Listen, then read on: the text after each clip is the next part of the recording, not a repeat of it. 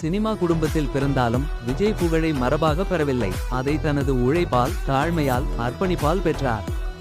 ஆரம்ப திரைப்படங்களிலிருந்து தமிழகத்தின் இதய தளபதியாக உயர்ந்த அவரது வாழ்க்கை அமைதியான போராட்டத்திலும் வெற்றியின் அதிர்விலும் நெய்த கதையாகும்.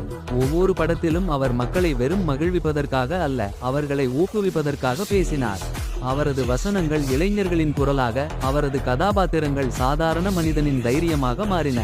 திரைக்கு வெளியே மனிதாபிமானம், நீதி குறித்து அவர் எடுத்த உறுதியான நிலைப்பாடு ஒருவரை தலைவராக உருவாக்கியது.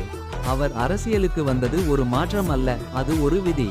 அவரது வருகை கோடிக்கணக்கான மக்களின் இதயங்களில் நம்பிக்கையை பரப்பியது. அவர்கள் அவரை ஒரு நடிகராக அல்ல, தங்களுடைய மகனாக கண்டார்கள்.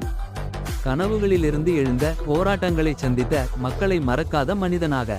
தளபதியின் இந்த மாற்றம் ஒரு கதை அல்ல, அது ஒரு இயக்கம். ஆர்வம் நோக்கத்துடன் சேரும்போது திரைநாயகன் கூட தேசத்தின் வழிகாட்டியாக மாற முடியும் என்பதற்கான சான்று.